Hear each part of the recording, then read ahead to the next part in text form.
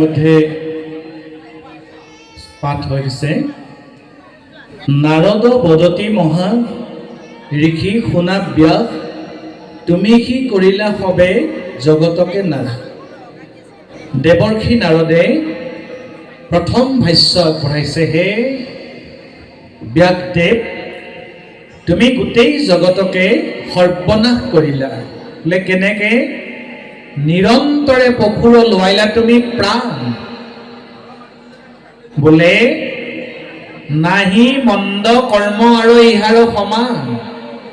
নিৰন্তৰ তুমি লোকালোকক হিংসা ধৰ্ম কৰিবৰ কাৰণে প্ৰলোভিত কৰিলা।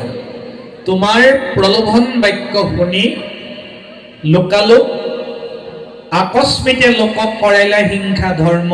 নুবুজিলা তুমিও বেদৰ তত্ত্ব মৰ্ম। তুমিও বেদৰ তত্ত্ব মৰ্ম আচলতে বুজি নাপালা। আকস্মিকভাৱে লোকক হিংসা ধৰ্মত প্ৰৱৰ্তন কৰালা। গৰিহিত কৰ্মকো কহিলা ধৰ্ম বুলি। বেয়া কৰ্মকো তুমি ধৰ্ম বুলি শিকালা। তোমাৰ বচনে লোক নাখিল সমুলি। তোমাৰ বাক্য পালন কৰি লোকালোক সমুলঞ্চে তল গল। স্বভাৱে লম্পট বিষয়ত অনুৰাগ। কলিযুগৰ মানুহ স্বভাৱতে লম্পট, তাতে বিষয়ত অনুৰাগী। তাতে তোমাৰ বাক্য শুনি তেওঁলোক আগবাঢ়িল।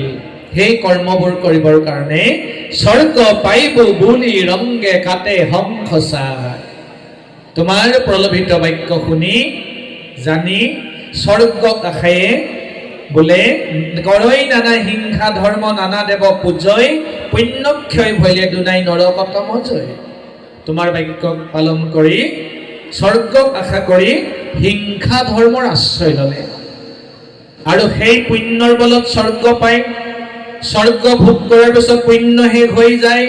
পুণ্য শেষ হোৱা মাত্ৰে আমাৰ আৰু স্বৰ্গত স্থান নাথাকে। ধ্বংকা মাৰি পেলাৱে নৰকত।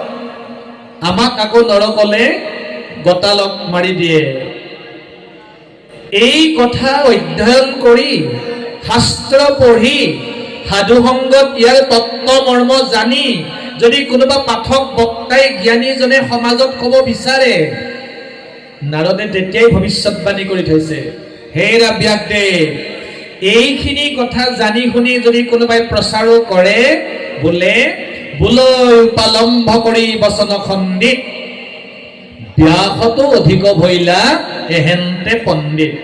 উপলুঙা কৰিব, ইটিকিং কৰিব। এওঁ ব্যাসতকৈ ডাঙৰ পণ্ডিত ওলাল। যুগ যুগ আগতেই নাৰদে ভৱিষ্যৎবাণী কৰি থৈ গৈছে। সন্তসকলক যে মানুহে উপলুঙা কৰিব, সাধু সজ্জনক যে মানুহে উপলুঙা ইটিকিং কৰিব, সেইটো যুগে যুগে চলি আহিছে প্ৰভুসকল।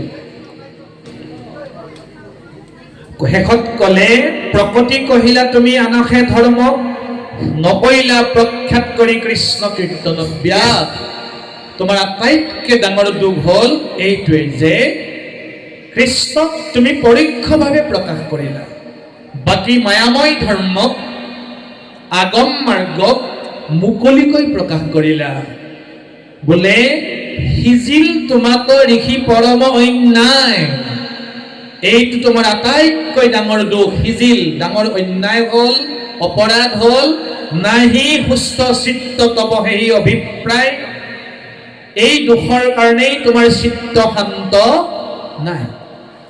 এজন ভাল চিকিৎসকে গহপুৰত ধৰিব নোৱাৰা বেমাৰটো যেনেকে মেডিকেল কলেজত ধৰা পৰে, মেডিকেল কলেজতো ধৰা নপৰা বেমাৰটো ডাঙৰ ডাঙৰ নাৰ্ছিং হোমবিলাকত ধৰা পৰে।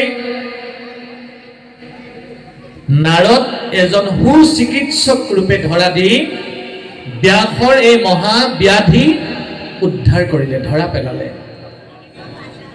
য'ত বেমাৰ থাকে তাত মহৌষধ থাকে।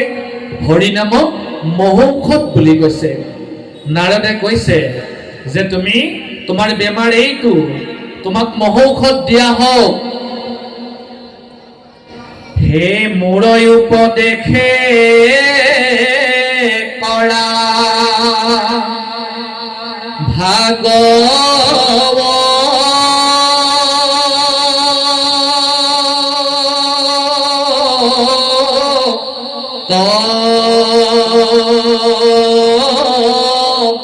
শাস্ত্ৰ অৰাম প্ৰচাৰক গোবিন্দৰ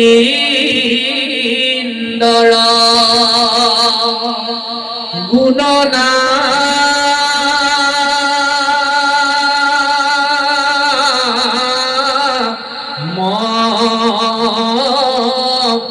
মাত্ৰ হে ব্যাসদেৱ এতিয়াও সময় আছে মোৰ উপদেশ গ্ৰহণ কৰা আৰু ভাগৱত ধৰ্ম তুমি প্ৰচাৰ কৰা প্ৰচাৰক গোবিন্দৰ গুণনাম মাত্ৰ হে শ্ৰৱণ কীৰ্তনে তাৰ তৰুক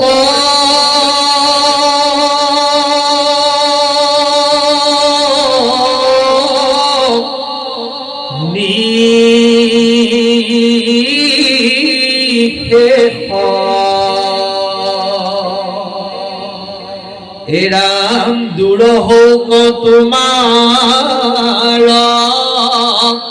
মনৰ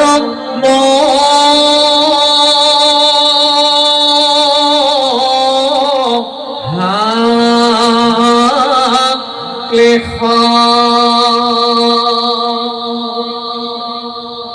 ঔষধটো দিলে টেবলেট দুটা হ'ল শ্ৰৱণ আৰু কীৰ্তন এতিয়া ঔষধটো আমি ডাক্তৰ চিকিৎসকৰ পৰা ভাল চিকিৎসা লৈ ঔষধটো যদি আনি থৈ দিওঁ চৌকেছত ঔষধটো যদি নাখাওঁ আমাৰ বেমাৰ ব্যাধি কেতিয়াও ভাল নহ'ব ঔষধটো খালে যেনেকে বেমাৰ ভাল হয় গতিকে আমি ভাগৱতখন আনি বোলে ঘৰখনত হেনো এখন ভাগৱত থাকিব লাগে বোলে কৃষ্ণ আমি পাঠৰ আসনৰ কাৰণে আমাৰ ধোপাবৰৰ ভূমিধৰ বৰুৱা ডাঙৰীয়াক মই আসনলৈ যাবলৈ অনুৰোধ জনাইছোঁ কৃষ্ণ বোলে এখন ভাগৱত নিজৰ ঘৰখনত থাকিব লাগে কোনোদিন ভাগৱত ভাগক চৈতন্য কৰা হোৱা নাই চৌকেছত যদি আমি সজাই থওঁ আমাৰ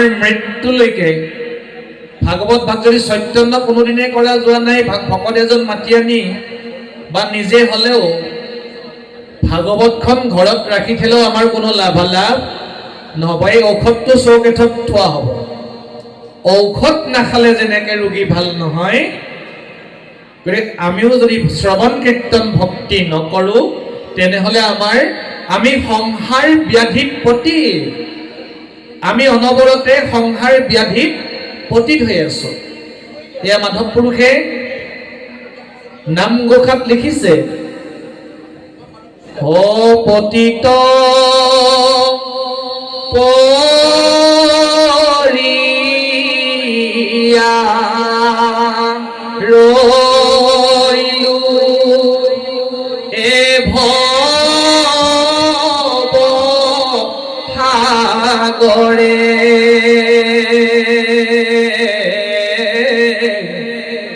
পতিত পাবন নাম ভৈলা কিবা তৰে হে প্ৰাণ বন্ধু কৃষ্ণ কৃপাৰ ঠাকুৰ